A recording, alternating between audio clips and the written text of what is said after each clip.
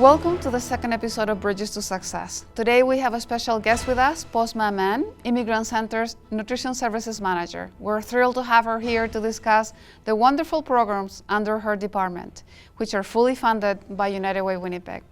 Thank you for being here with us, Poznma. Thank you so much for having me. Could you provide an overview and the goals of nutrition services? Yeah, so the Nutrition Services program at the Immigrant Centre, we offer in-house programming and we also offer outreach programming. So for in-house programming, Cooking Matters program is kind of like our flagship program where we offer cooking and nutrition classes for 7 to 8 classes for all the newcomers. And these classes have very easy nutrient-dense recipes built into them. At the same time, we make sure that we're offering recipes that are more budget-friendly and economical for the newcomers so that they can replicate these recipes at home as well for themselves and for their families. And a lot of our outreach programming is we go out into the community, partner up with different community organizations to offer presentations or also offer the same Cooking Matters program but at their facility.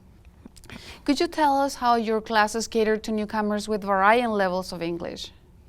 Yeah, so we get clients from various different English levels. Some are at advanced level, some are at beginners level, but we make sure that we keep a volunteer ratio of like 1 to 4. So if anytime a client is struggling in class, we have volunteers or myself like helping the clients out in making sure everyone is on the same page.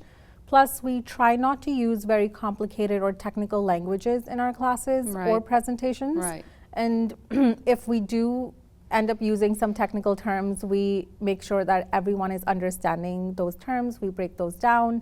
And overall, it's just a very inclusive learning environment. So anytime, even if a client is watching this and you're worried that at a beginner level you won't be able to follow in the classes, please don't worry. You can ask us questions anytime, and we're always, there to help everyone out in the classes. Sounds like a very friendly environment. Yeah. And how about a person who wants to become a volunteer in your program? What are the requisites to do so?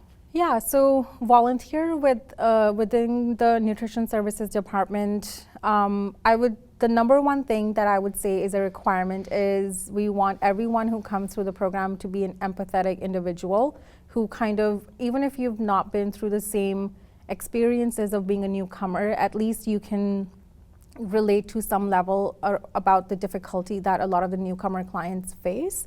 The second thing is like having that basic knowledge around healthy eating and just having that dedication to commit to a program, because a lot of our programs run consecutively for like 7 to 8 weeks. So, yeah. I understand you do grocery tours. Could you expand on that and tell us the benefits of learning to read labels? Yeah, so one of the programs that we do is Cooking Matters at the Store. So it's an offshoot programming of the Cooking Matters program where we take clients to a local grocery store. We go through different sections of the store where we do label reading, and clients can see how to shop different sales and how to just do grocery shopping on a budget and in a more economical manner. At the same time, it's a great opportunity for clients to ask me or any facilitator that's on the tour questions regarding, any food product that they have never seen before, or they don't know how to like incorporate that in their home cooking. So overall, it's just it's a fun and informational tour for clients to have any questions that they have answered by me related to nutrition, related to different food products, and related to how to shop on a budget. Absolutely. I also understand that you started a collaboration with Manitoba egg farmers and Manitoba chicken producers. Could you speak about that? Yeah, so the collaboration with Manitoba egg farmers actually happened about a year ago. And Manitoba chicken producers collaboration is quite recent. So with both of these organizations, they are sponsoring some of the cooking workshops that we're offering in-house at the Immigrant Centre. The goal of these workshops, and before I go more into it, I want to mention that Janine Lafort, who is a registered dietitian at the Real Life Nutrition. She's actually one of the lead facilitators who was key in making these collaborations happen. Oh, wonderful. And so with these collaborations, both the Manitoba egg farmers and the Manitoba chicken producers are sponsoring the workshops. And we do very easy, economical, on a budget, nutrient-dense recipes. For the Manitoba egg farmers, we've actually had, I think, around 13 sessions so far. And then the Manitoba chicken producer, the first workshop is happening on October 1st. So we're still in the middle of planning that workshop, and hopefully that becomes a successful partnership as well. They sound like wonderful projects. You also started a relationship or a collaboration with University of Manitoba. Could you speak about that? Yeah, so the University of Manitoba's President-Student Leadership Program students reached out to us, and part of their project, they wanted to do a multicultural cookbook. And actually, I'll share this little background story really around the inspiration behind that. Is one of the students at that project used to be a client of Immigrant Centre. Wonderful. And because she received such wonderful services, the first organization that really came to her mind when they were going to do this project was Immigrant Centre. So that's how they reached out to us. But essentially the goal of this project was to create a recipe and a resource book with various different cultural recipes, family favorite recipes, or just favorite recipes in general of our clients or anyone in the wider Winnipeg community who wanted to contribute. Can I get my personal recipe into the cookbook? Of course, yeah. What do I have to do for that? You have to contact me. You can go to the Immigrant Centre's website. I have my contact information there, and just send me an email and we'll get you connected to the students. Wonderful.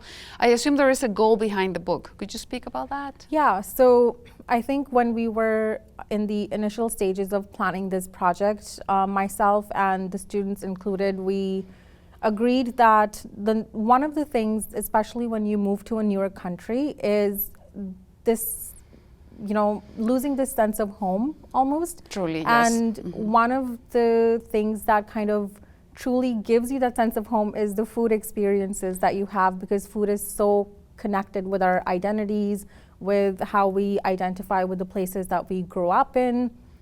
So this was a chance for our clients, Immigrant Centre clients, and anyone in Winnipeg who's a newcomer who came to Canada to have their cultural foods represented in our recipe book. And we have had a lot of submissions come in already. And some of the stories behind why people are submitting those recipes, they're really, I would say, they tug at your heart, because some of the recipes that came in are, I want to preserve this because my grandmother used to cook it. I want to preserve this recipe and have other newcomers look at these recipes, because these regional recipes are no longer reproduced or replicated by the newer generation. So there's so many different reasons why the people who are contributing to the cookbook have come forward. There is an emotional factor attached to the initiative. Yeah. Sounds like an exciting initiative. When can we get a finalized copy of the book, and where can we get it? Yeah, so the students currently are in the stages of editing the book and compiling it into a digital format. Hopefully we'll start seeing the first draft of it at the end of September, maybe early fall, going into winter. The resource in the recipe book, because it's digital, you can access it once it's available at the Immigrant Centre website. Well, thank you so much for your insights, Poznma, and it is wonderful to see how initiatives like this and collaboration can impact the lives of newcomers in our community. Thank you so much for having me today, Maria. You're welcome. To our viewers, we look forward to seeing you in our next episode as we continue to explore the wonderful work happening at the Immigrant Centre. A special thank you to United Way Winnipeg for its continued support, and thank you for watching. Please subscribe for more information about our services.